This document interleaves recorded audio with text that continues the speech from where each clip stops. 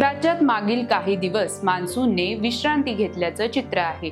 त्यामुळे काही भागात जरी वादळी पावसाची आणि हलक्या सरींची नोंद होत असली तरी बहुतांश भागात कोरडे हवामान आहे। त्यामुळे संपूर्ण राज्यात दाखल झालेला मान्सून केव्हा सक्रिय होतो याकडे सगळ्यांचे लक्ष लागले आहे। दरम्यान आजपासून पुढील 3 दिवस राज्यातील काही भागात मुसळधार ते अतिमुसळधार पावसाची शक्यता हवामान विभागाने वर्तवली आहे, तर काही भागात पावसाचा जोर वाढेल असा अंदाज हवामान विभागाने व्यक्त केला आहे।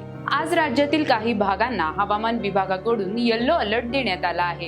हवामान विभागाकडून आज कोणत्या भागांना पावसाचा येलो अलर्ट देण्यात आला आहे हे या व्हिडिओच्या माध्यमातून जाणून घेऊयात। नमस्कार, मी प्रियांका कुलकर्णी, आपण पाहत आहात लोकसत्ता लाईव्ह। काही दिवसांच्या विश्रांतीनंतर आजपासून पुढील 3 दिवस पाऊस पुन्हा सक्रिय होण्याचा अंदाज असून या दरम्यान कोकण प्रदेशासह घाट विभागातील काही ठिकाणी मुसळधार ते अतिमुसळधार पाऊस पडण्याची शक्यता आहे।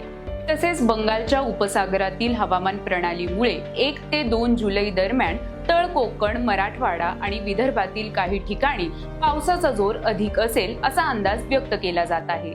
तसेच 3 ते 6 जुलै दरम्यान मुंबईसह उत्तर कोकण, मध्य महाराष्ट्र आणि राज्यातील अंतर्गत भागातही पावसाचा जोर अधिक असेल असे हवामान अभ्यासकांनी सांगितले।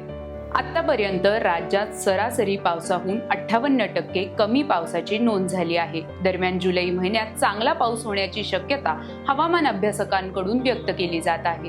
पुढील 3 दिवसांनी कमाल तापमानात 3 ते 5 अंश सेल्सिअसने घट होण्याचा अंदाज हवामान विभागाने व्यक्त केला आहे। आज राज्यातील काही भागांना हवामान विभागाकडून येलो अलर्ट देण्यात आला आहे।